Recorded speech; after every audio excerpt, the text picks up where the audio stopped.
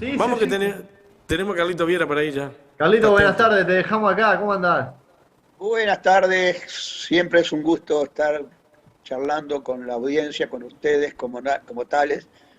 Acá estamos, ¿cómo están pasando con este frío? Bueno, yo por ahora, y no tan por ahora, pero por ahora, puedo decir que tengo un par de aire acondicionado y se pueden prender. Hay gente que está con muchas dificultades para prenderlo y hay otros que no tienen para cargar la garrafa actualmente. Yo creo que el Uruguay de hoy no es, está deviniendo en un Uruguay distinto, en donde los servicios se prestan con menos calidad y con menos intensidad que lo que se prestaban antes.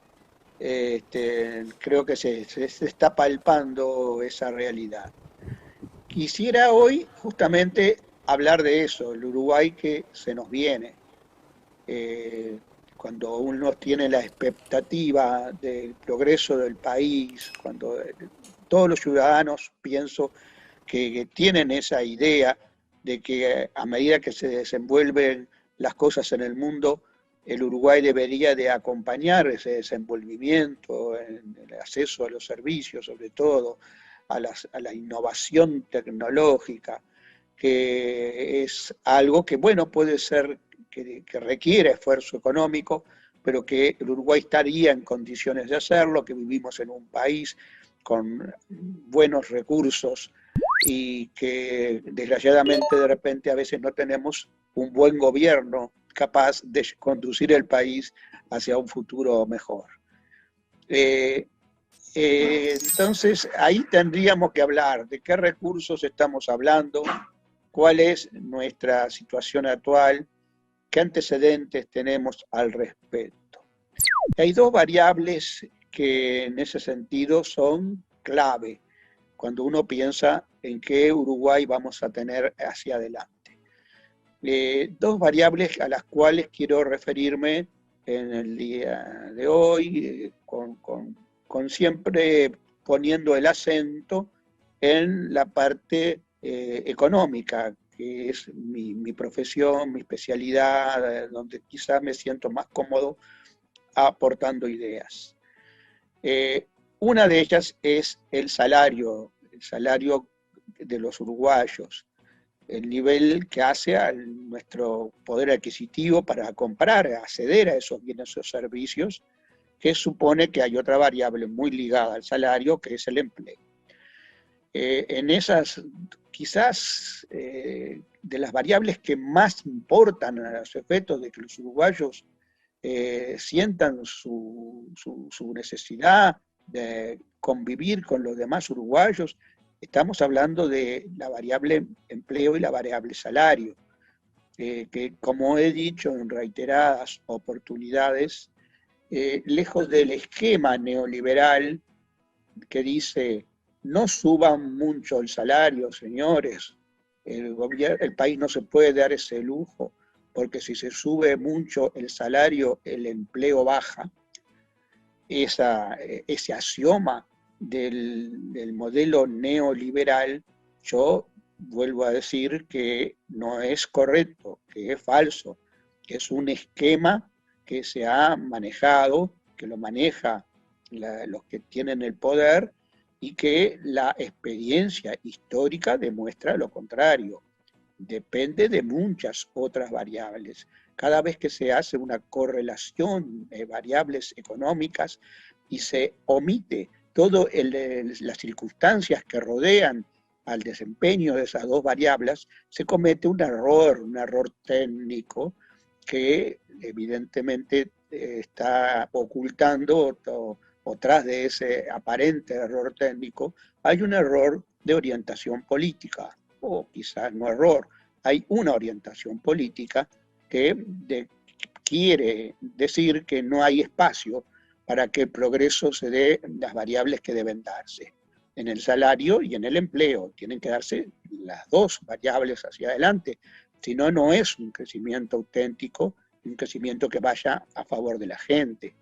En el gobierno del Frente Amplio, en los 15 años, el empleo subió en forma acentuada, recuperándonos de una crisis profunda en la que estuvo sumido el país, y sobre todo todos recordamos el episodio del 2002, subió el salario y el empleo, y el salario subió un 55% en términos reales en esos 15 años, lo cual no es poca cosa, lo cual no es una performance que pueda pasar desapercibida, es una importantísima resultado. Ahora que Heber, que el otro día cuando dice el término de seguridad, quiere referirse a los resultados y los mide mal, y los mide mal porque el resultado hay que medirlos en términos de la tendencia, hay que medirlos en términos de otras variables que inciden, como lo que fue la pandemia, en el tema de seguridad,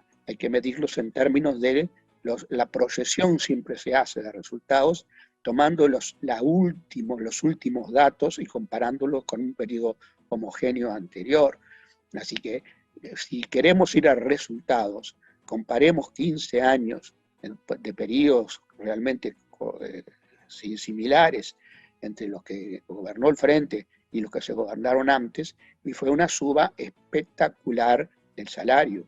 Y cuando digo espectacular no quiere decir que fue la máxima que debió o pudo haber sido, ojalá que hubiese sido mayor aún.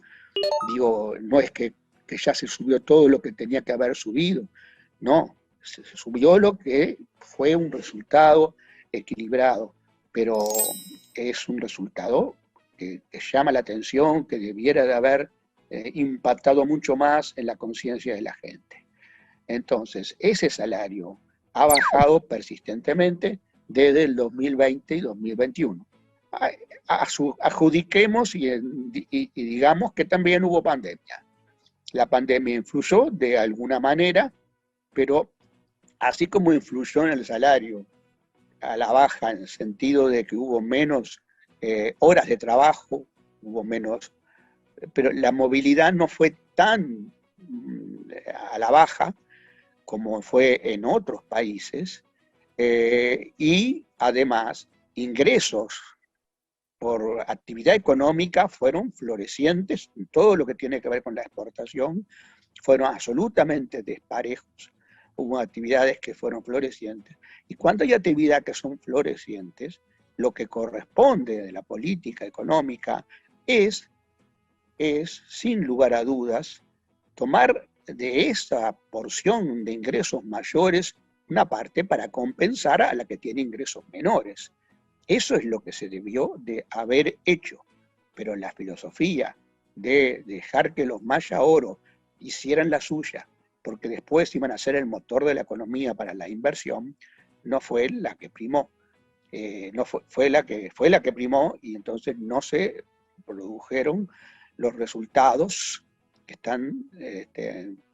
pensaban que se producirían. Lo esperan para después. Bueno, vamos a hablar de eso.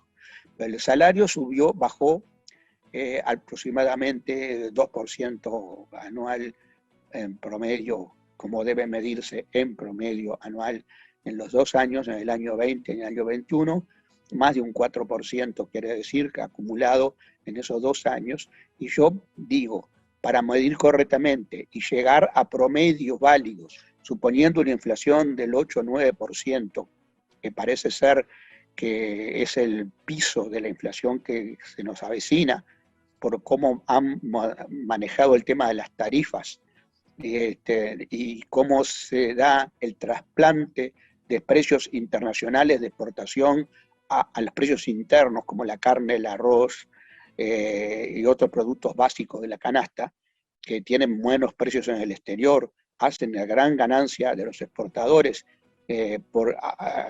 aun cuando sea la misma cantidad de producto el que se vende, pero no hace a mejora en el salario. Hay que ver cómo están penando de los muy propios sectores que la están pasando muy bien para obtener apenas una recuperación en el salario, ni que hablar entonces de los que no la pasaron tan bien.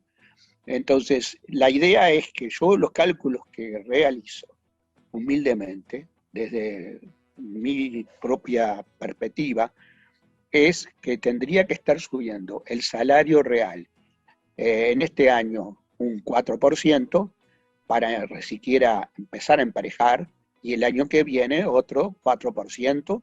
Eso significaría que el salario en términos nominales, el aumento del salario que debería de producirse en el año 23 y en el año 24, tendría que ser del orden del 15%. Ustedes en cada uno de esos años contra una inflación del 8 o 9% como mínimo que se nos avecina. ¿Viste, Carlos? Que tendría que haber aumentos de salario del orden del 15% anual para poder equilibrar las pérdidas acontecidas ya en los años 2020 y 2021 y las que estamos ya perfilándose en el 2022 para poder para poder empatar en términos de poder adquisitivo de la gente. Y entonces el tema es ese, que la gente a veces se queda con la última fotografía y lo que espera el gobierno en términos salarios es no importarle que se hunda en el corto plazo, porque al final del periodo de gobierno a lo mejor promueve un repunte del salario para quedar ante los ojos de la gente como que es el gobierno que está promoviendo un alza en los salarios. La última fotografía es la que queda. Esa es la demagogia con que siempre nos hemos manejado los gobiernos en todo el periodo del esquema neoliberal que gobernó el Uruguay hasta que vino el Frente Amplio al gobierno. Ese fue el esquema. Y lo mismo con la otra variable, la inversión. La inversión, entonces, es la variable que determina mucho si los uruguayos pueden seguir con crecimiento, porque para redistribuir hay que intentar hacerlo en crecimiento, como hablaba el otro día Agassi, como el otro día conversábamos. Es mucho mejor redistribuir cuando hay más que redistribuir cuando hay lo mismo. Entonces, para que haya más, tiene que haber inversión. Bueno, pero la inversión determina el tipo de país en que vivimos. Yo decía, no me sirve la inversión que vienen y me compran las empresas ya instaladas en el país, que me compren las arroceras, que me compren los frigoríficos. No me sirve ese dinero que ingresa, es dinero que ingresa, pero no hay nada nuevo que dinamice la producción. Es la misma producción que antes, lo único que en otras manos, que hay un dinero que ingresó, que como estamos presenciando en este caso en Uruguay, todo ese dinero que ingresa por mayores exportaciones o por ventas de activos de uruguayos al exterior o por venta de la propiedad inmueble, ese dinero se está yendo al exterior. Hay un aumento de casi 10.000 millones de dólares de los depósitos de uruguayos en el exterior. Eso es una cantidad que también, así como yo dije, que es impactante el aumento del salario real durante el gobierno del Frente, es impactante que en 2 años y medio se nos hayan ido al exterior como depósitos de uruguayos hacia afuera y no hacia la inversión interna, 10.000 millones de dólares. Son cifras que realmente en la magnitud del Uruguay tendrían que hacernos reflexionar un poco más. Tendrían que alegrarnos por la suba del salario real durante el gobierno del Frente, preocuparnos por la caída del salario real en el gobierno que estamos teniendo del gobierno de coalición y pensar que hacia adelante tenemos una perspectiva de un Uruguay distinto. ¿Por qué digo esto? Porque, a ver, un país con salario bajo, de repente es más competitivo con el exterior, porque producir artículos, productos que se exportan y compiten con el exterior con mano de obra calificada pero mal remunerada, es más fácil. Entonces yo diría, ¿se quiere que Uruguay sea competitivo con mano de obra barata? Buena, pero barata, porque la mano de obra en Uruguay está bien calificada en el contexto internacional. Eso porque la educación ha sido buena, más allá de los problemas que pueda tener o adjudicarse la educación en Uruguay, históricamente hablando, ha sido una buena educación y la mano de obra uruguaya es una mano de obra que es bien calificada en el contexto internacional. Entonces, se quiere competir con esa mano de obra bien calificada, pero barata, pagándole poco, de tal forma que abarate el costo de producción de los productos y de tal forma que entonces coloquemos en el exterior más productos con más beneficio. Eso es lo que se quiere, ese es un Uruguay. O se quiere producir que el Uruguay tenga una inversión sesgada, no una inversión, como yo dije, que crea nuevas entidades productivas, que genera mayor demanda de insumos productivos, ya sea nacionales o importados, ya sea que genere mayor demanda de mano de obra, o queremos una inversión que sea de barrios privados. Y vemos lo que tenemos en perspectiva. Barrio privado en Colonia, para que los argentinos vengan y tengan acá, se sientan a sus anchas en un barrio especial, no contaminado por los uruguayos, aparentemente, porque todo sería, en el propio barrio sería autosuficiente, se autoabastecería, con servicios propios para el barrio, con cines propios, con supermercados propios. Todo eso es lo que se proyecta y se dice así, con esos términos, en Colonia. Y ahora una isla cercana a la costa montevideana, un barrio exclusivo, súper exclusivo, aprovechando una infraestructura que en términos que no está que nadie ha estudiado hasta ahora, los perjuicios que puede ocasionar a la ya existente en materia de infraestructura, en materia de saneamiento, en materia de todo el problema ecológico que trae aparejado una decisión de ese tipo. Todo es un barrio elitista, donde estaría entonces la capacidad producida más que servicios de portería y de servicios de limpieza en ese barrio, pero no sería nada. Inversión siempre trae consigo algún tipo de renta, pero no sería una cosa que fuera dinamizante de la actividad productiva nacional, sino escasamente dinamizante y con un sesgo de exclusividad y un sesgo de crear criterio de otro país que asusta. Y recordemos el gobierno de Sanguinetti. Sanguinetti entra al gobierno allá cuando terminaba la dictadura y empezaba la democracia, una democracia urdida entre serios problemas, porque no fue plena la elección que tuvimos cuando emergió Sanguinetti como primer gobernante después de la dictadura, todos sabemos eso, fue limitada. Sanguinetti, ¿a quién llama para invertir como el gran inversor Salvador?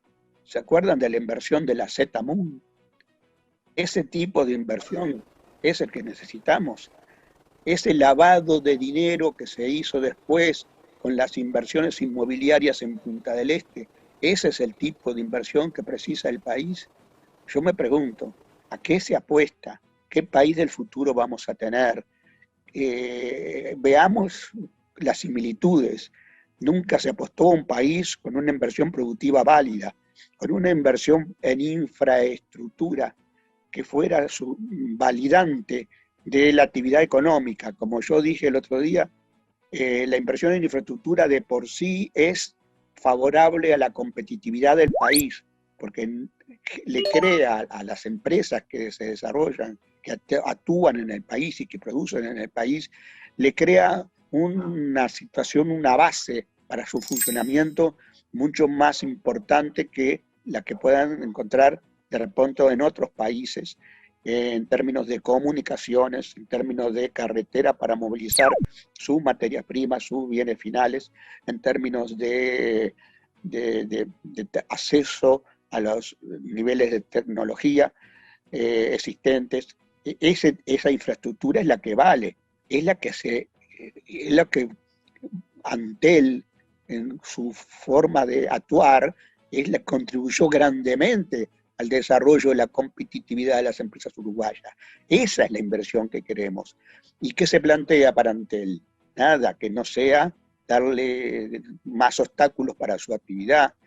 ¿Qué se plantea para ANCAP? Ver si no es mejor refinar afuera el petróleo y tener nafta importada, porque de repente es más barata y dejamos en el camino toda la infraestructura montada y toda la mano de obra calificada que hay allí, gratuitamente, y todo el alcohol que se produce en el país, la mezcla con alcohol y con etanol. Nada de eso se plantea como la innovación como base, la inversión en ciencia y tecnología, en la que debería de haberse le dado aún más relieve en el gobierno del Frente, por lo cual yo personalmente siempre estuve bregando. Ese tipo, en la educación no es un gasto, señores, en educación en gran medida es inversión. Entonces, yo me quedo con esa reflexión. El país del futuro a lo mejor tiene más salario a lo último y más inversión a lo último. Pero ¿qué tipo de salario? El de la fotografía de último momento que esconde para que dejar contentos a todos los que fueron perdidosos durante 3 o 4 años. O la inversión esa que es bastante resonante, que bastante se puede apreciar de repente con bienes inmobiliarios importantes, pero que no deja una secuela de dinamismo económico en el país. Bueno, ese es el país, si ese es el país que vamos a tener, ese es el país que no vamos en el cual los uruguayos no van a ser prósperos, los uruguayos no van a poder desarrollar plenamente su vida, sino que es una forma de acercarnos a lo que el resto de América Latina, a lo que nos diferenciaba del resto de América Latina, y es inversión con mano de obra barata, inversión para la élite y no para el desarrollo de actividades productivas. Yo me quedo con estas reflexiones y bueno, capaz que Fossati o Néstor tienen alguna otra pregunta, otra reflexión,